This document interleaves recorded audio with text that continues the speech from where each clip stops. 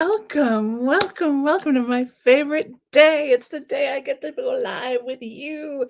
You look fantastic. Thank you so much for being here. Here we are, top of the hour. This is only going to be about 15 minutes or so because, I like to get you trained and inspired and then out the door so you can go and make your magic in the world, right? That's what you're here for. Make the magic that only you could do. And sometimes self-doubt gets in our way, right? So we're going to be talking about that today. But first, we're going to be talking about breathing because that's how I like to start everything. If you take nothing else away from this little breathing strategy might just change your life. You never know. So we're going to inhale for a count of 4, hold for a count of 7, exhale for a count of 8, and we'll do that 3 times. If you want to ignore it, of course, feel free to ignore it. But most people really enjoy it. So, there's that. Okay, you ready? Let's inhale, 2, 3, 4, hold, 2, 3, 4, 5, 6, 7, out, 2, 3, 4, 5, 6, 7, 8. Inhale, 2, 3, 4, hold, 2, 3, 4, 5, 6, 7, out, 2, 3, 4, 5, 6, 7, 8. Inhale, 2, 3, 4, hold, 2, 3, 4, 5, 6, 7, out, 2, 3, 4, 5, 6, 7, 8. Great to see you, people. Okay, there seems to be something happening with the StreamYard where it is not going. Let's see, cancel. Add item, something. Give me just a second, guys. We're having just a quick little tech hang up. Back. Okay, I'm going to end and start again, I guess. I don't know what else to do here. Stop cam, maybe. Boy, this is just not responding at all. Hold, please. Gosh, I've been enjoying the StreamYard thing, and now it's just not working. It's completely unresponsive. Let's see. End stream. No. Save. No. Out. No, it's just frozen.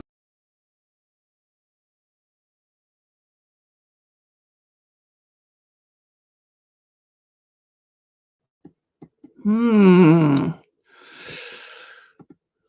now we've got a spinning beach ball of death. All right, well, hang tight, everybody. Let's just see how this rolls out here on the computer. But in the meantime, hi, TikTok. How's it going? You're looking fabulous today. I wanted to talk about self-doubt because I myself had a terrible, terrible bout of self-doubt over the weekend. And I was trying to really the benefit of having the job that I do is every time something happens to me that looks like a setback or feels awkward or awful, I get to dive in and be like, okay, well, what is this really? And what is this trying to teach me? And what am I getting out of this? And how is what I notice about this maybe helpful to other people? Still spinning beach ball of death. Okay. I think we might just have to quit Chrome for a second. Force quit. Is that even working?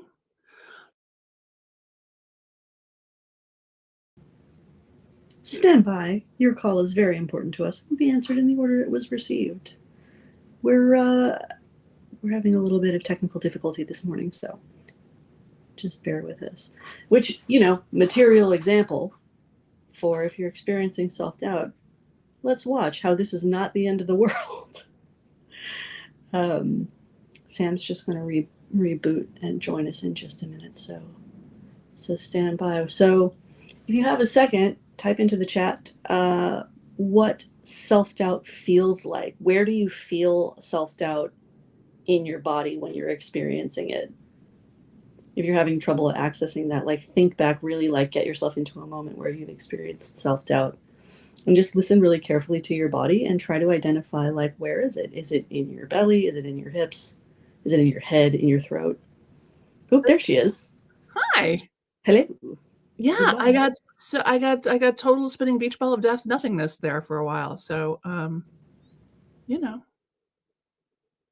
Here you go. Hi, everybody. Good. Yes, Julie's the same. Have you been eavesdropping? How did you know? Yeah, because self-doubt happens to everyone. That's how I know. It happens to everyone. And anybody that you look at and think, oh, they're so confident, they must just not worry the way I do. Believe me, they do. They 100% do. Maybe not about quite the same things as you do, but they definitely have some area in their life where they are consumed with self-doubt. So and if you are not regularly consumed with self-doubt, it means you're not doing anything new, right? If you're not questioning yourself, if you're not going, oh gosh, I don't really know if I can handle this, then you're just doing the same things you've done before. So in some ways, we want to accept self-doubt as a friend. Like that's why I titled this, Is Self-Doubt Your Friend? Because in some ways it's your little signal of like, oh, this is new, this is different, this is exciting, this is terrifying, this is unusual. So yay, right? So notice that as a moment of celebration of like, hey, I am not sitting stagnant in my life. I am not doing the same things I've done 47 bazillion times before. I am doing something I have never done before, or I'm doing something I've done before, but I'm doing it in a new way. So yay, celebrate that, right? Aubrey says that's an aha for me. Yes. Yes. So, and tell it to your friends and family, those of you who have kids, like, of course you're going to be nervous when you've never done something before. Of course you're going to be nervous when you're trying out something new. How would you not be? Again, if you weren't nervous, it wouldn't be something new. So it's not a stop sign. Self-doubt is not a stop sign. Self-doubt is a caution children at play sign, right? Self-doubt says, slow down.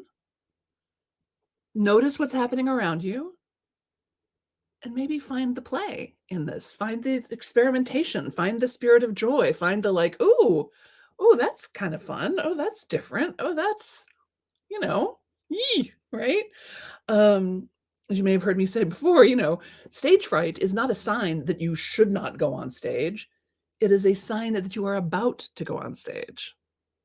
Right? Self-doubt is not a stop sign. It is a self-caution. Is it a caution, children at play sign? Slow down, pay attention to what's going on around you, and find the playfulness. See if you can find the joy.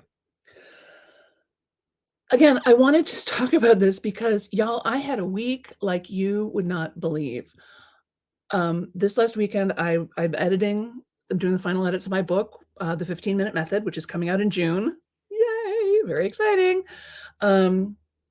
And I got the edits back from the editor. There's not that many edits, and the ones that are not that major. It's fairly simple process for me. And somehow I got consumed by self-doubt. And not just self-doubt. Like I was sitting thinking to myself, I don't think this book is publishable. I made a terrible, terrible mistake trying to write this book. I wonder if I can get out of the contract. That's how deep my self-doubt was I was like, I wonder if I can just not publish this book. I wonder what the penalty would be if I just said, no, I'm not going to put my name on this. Luckily, this is not my first rodeo. So while I took myself seriously in that I understood I was having some really deep feelings, I also didn't totally believe my own rap. And I did the things that I'm going to suggest you do. So here's how to work with self-doubt, even when it seems paralyzing, right? One is clarify how profound is your self-doubt, like on a scale of 1 to 5. Because if it's anywhere between 1 to 3, I would just keep going anyway. Like, of course, again, that falls into the like, of course you're self-doubting. It's something new. Proceed with caution. Find the play. Keep going. If, however, it's up more like around the 4 or 5, not 405, 4 or 5 mark, where you're really considering like, maybe I should back out, maybe I should quit this thing, maybe I should not do this at all, maybe I should get a refund, that level of self-doubt where you're really thinking about pulling the plug on something, recognize that you need help. Okay, that's a sign that you need help, which is another great opportunity. Like, oh, yay, help. And help is available. I promise you, help is available. So you want a reality check with some trusted advisors, right? So think right now, the best offense is a good defense. That's a sports metaphor, y'all. Uh, and, and write down like who are two or three of my most trusted advisors, of people that I love and respect, and that I feel love and respect me, and that would never lie to me, and that I would never lie to them. Like, who are those people? They may be in your family. They may not be in your family. They may be in your circle of friends. They may be in your circle at work. But and sometimes they're not even people that you know that well. I used to have a friend at church who was probably 50 years older than me, and I would often go to that person with self-doubt, with questions. And even though we weren't intimate friends, I really trusted their judgment. And it was great. It was great. So who is on your trusted advisors list? I'm very fortunate because on mine is my sister. So I let her know how I was feeling about the book and how I thought it was a terrible idea. And she said, "Well, does anyone else have concerns about this? Has anyone else expressed concern about the quality of the book or releasing the book?" And I said, "No, just me." And she goes, "Right, and you got the manuscript back with their notes and comments, right?" I said, "Yeah." And she goes, "And were any of those notes and comments like intense, hardcore, big changes?" I said, "No." She's like, "Okay, so can we say this is only happening inside of your mind?" And I said, "Yeah, we can say this is only happening inside of my mind." She's like, "All right." And that was really her contribution to it. She was like, she didn't have much to say after that. She's like, "Just notice you're the only one having this thought." And I think that's a really good reality check also. Like if you're thinking, should I back out of this wedding? And then you reality check with a trusted advisor, and your trusted advisor says, "Well, interesting you would say that. Several of us were thinking you might back out of this wedding as well." Oh, that's new information, right? Um, so yeah, reality check your self-doubt. Now, I'm not saying that just because you doubt it and nobody else does, that doesn't make it real. It's still absolutely real. So then I want you to remember something important. You are a terrible judge of your own work. You are a terrible judge of your own work, right? How many times have you put something out there that you thought was, kind of not that great, and everybody else is like, "Oh my God, you made that, you did that, that's incredible. Oh my God, how did you do that?" And you're like, "That thing? That took me like 10 minutes." Yeah, because you're a terrible judge of your own work. So noticing that. So we're going to reality check. So we're going to check. Here's the process. On a scale of 1 to 5, how intense is my self-doubt? If it's anything between 1 and 3, just keep going with caution, but keep going. If it's a 4 or 5, now it's time to reality check with trusted advisors. Find out what you find out there. Step 2, remember that step 3, that you are a terrible judge of your own work. Always have been, right? It's not your job to judge your work. It's your job to have taste and discernment around your work, but it is not your job to judge your work. Does that make sense? Can you see the gray area there? Okay, good. And the next question I have for you is, what are the actual consequences of failure? Because that's really what's holding you back, is your nightmare about what's going to happen. It's not really what's happening now. It's what's going to happen. You think, "Oh my gosh, if I do this, they're going to kick me out of the club. If I do this, I'm going to lose a ton of money. If I do this, I'm going to be married to the wrong person for the rest of my life. If I do this, I'll have published a book that I'm embarrassed of." And then we think, have people done this before and lived? Right? Colton's asking a good question. If you wrote a book about your mom, what would the last sentence be? I'm going to go with "Thanks, Mom." Offhand. So 1 to 5, how intense is your self-doubt? Reality check with trusted advisors. Remember that you're a terrible judge of your own work. Consider the actual consequences of failure. Because when I actually thought, yeah, it's true, I could publish this book and be embarrassed of it. People don't die from that. From this, little children don't die. I could live through that, I think. right? Um, and then finally, see if you can keep going even just in baby steps, even just with the spirit of learning something. Like, okay, I'm going to learn something. Because here's the thing, I've published other things that I knew weren't as good as they could be, but I didn't have any self doubt about it. I was like, no, I know this isn't world class, but I like it. I feel good about it. It's appropriate for what it's supposed to be. So it wasn't really the quality of the work that was troubling me. It was something else.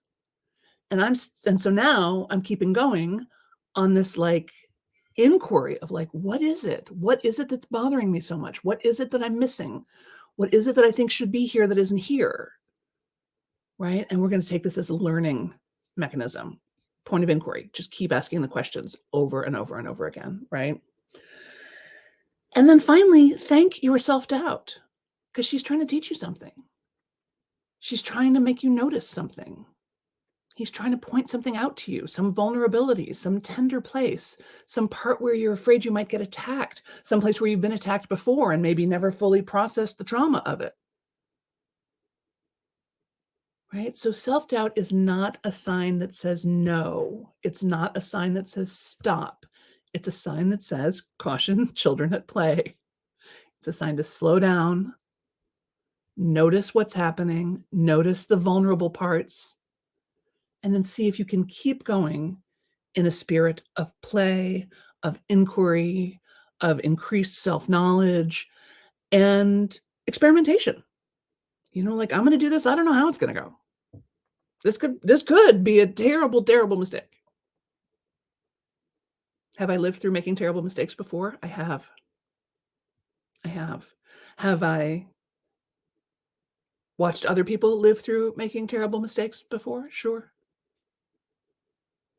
Have I done work that I thought was terrible? Yes. Have I done work that other people have told me was terrible? Yes. Yes. It is one of the advantages of a lifetime in the theater is just bad reviews. They happen, right? Bad reviews happen. And yet we don't die. We learn. We play. We move forward, right? Lori says, oh my God, I understand. Elaine says, love step 5 especially. Jane says, I love this mindset. Excellent. Thank you. Thank you, Jane. Thank you all.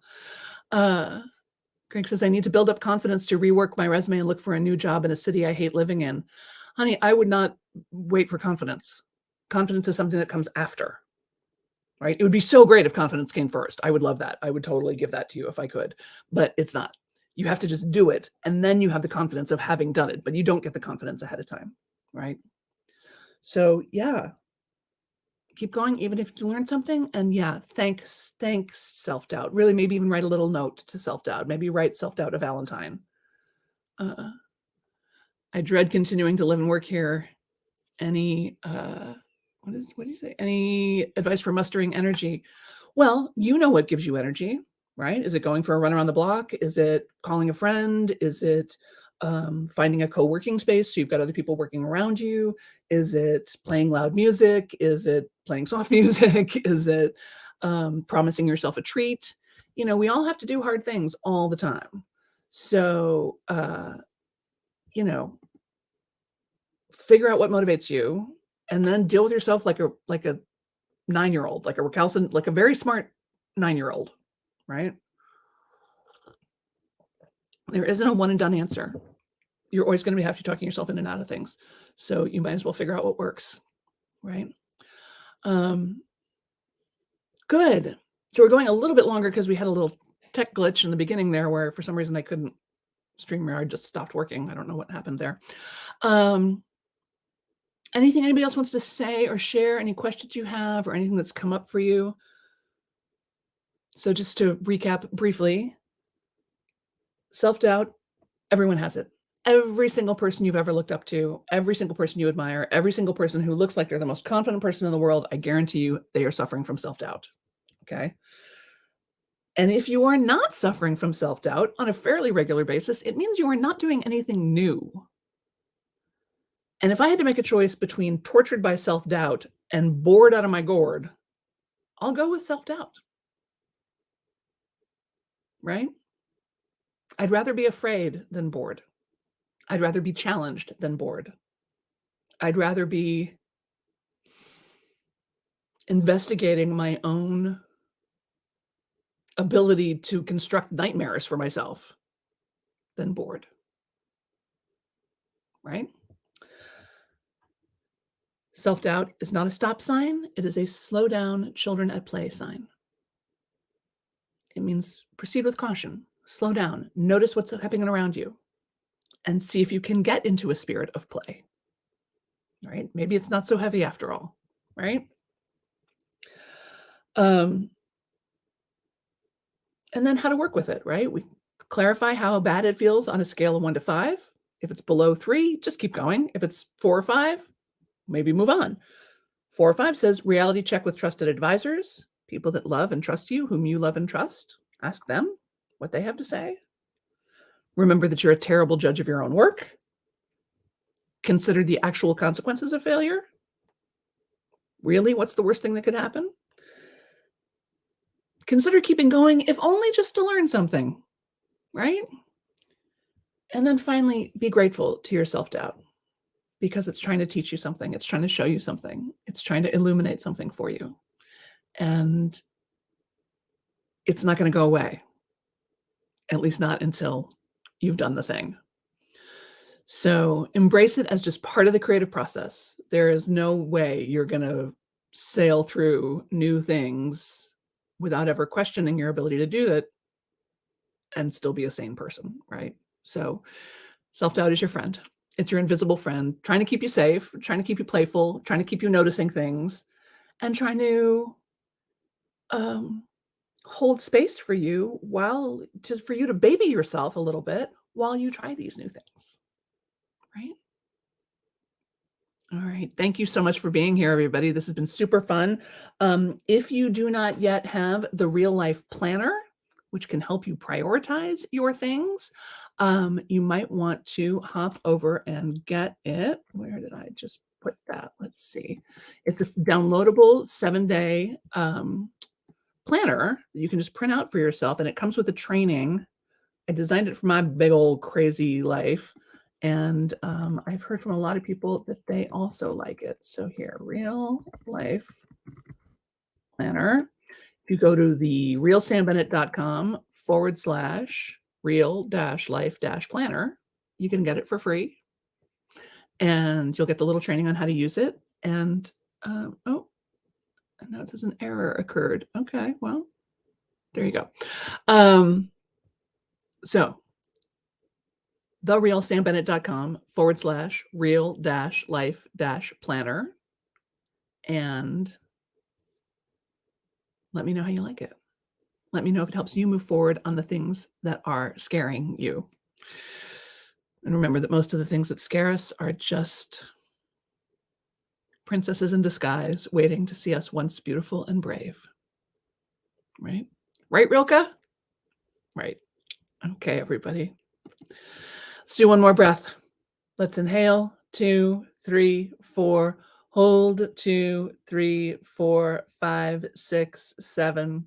Exhale. 2, 3, 4, 5, 6, 7, 8. Thanks, everybody. Thanks so much for being here with me. I'm so grateful to you. Bye.